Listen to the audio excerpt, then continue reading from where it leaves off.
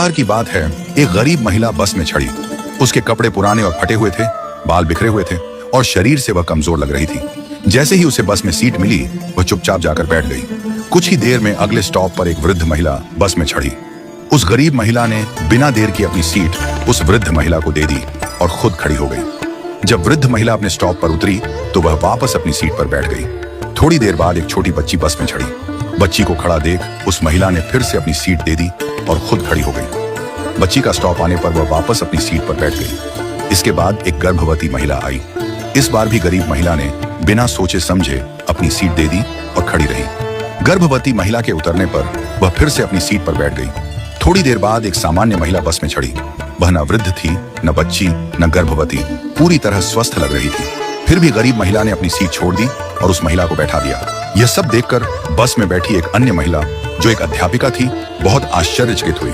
उसने सोचा, वृद्ध महिला, बच्ची और गर्भवती महिला के लिए सीट छोड़ना समझ में आता है, लेकिन एक सामान्य महिला के लिए बार बार सीट छोड़ने का क्या कारण हो सकता है?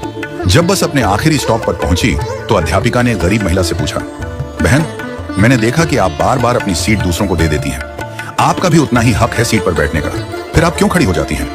गरीब महिला मुस्कुराई और बोली, मैडम, मैं दूसरों के घरों में बर्तन साफ करती हूँ, खाना बनाती हूँ, झाड़ू पोछा करती हूँ। मेरे पास अधिक धन नहीं है कि मैं किसी को दान दे सकूं, भंडारा कर सकूं, हवन यज्ञ कर सकूं या किसी भूखे को भोजन करवा सकूं, लेकिन मेरे पास मेरे कर्म हैं और मैं अपने कर्मों से दान करने की कोशिश करती हूँ। उसने आगे कहा, मेरे अच्छे कर्म ही मेरे ईश्वर के खाते में बैंक बैलेंस बढ़ा रहे हैं। इन्हीं कर्मों के कारण मेरा परिवार सुखी है। मेरे बच्चे पढ़ाई करते हैं, मेरा पति मेहनती और समझदार है। हमारे पास बहुत अधिक नहीं है, पर जो है उसमें हम खुश हैं।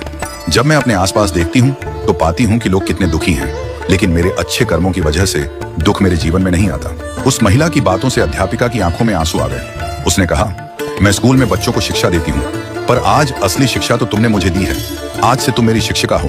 तुम्हारा बहुत बहुत धन्यवाद। इस कहानी से हमें यह सीख मिलती है कि सेवा के लिए धन की आवश्यकता नहीं होती। हम अपने छोटे छोटे कर्मों से भी दूसरों की मदद कर सकते हैं। किसी बुजुर्ग को सड़क पार करवा देना, किसी जरूरतमंद की सहायता कर देना, किसी को प्रेम से मुस्कुरा देना, ये सब कर्मदान है। जब हम दूसरों के जीवन में खुशी लाते हैं तो वह खुशी हमारे जीवन में भी लौट कर आती है। हमारे दादाजी कहते थे, अपने अच्छे वक्त में बुरे वक्त की तैयारी करो और बुरे वक्त में अच्छे वक्त की। जब अच्छा समय हो तो लोगों की इतनी मदद करो कि बुरा समय कभी आए ही ना।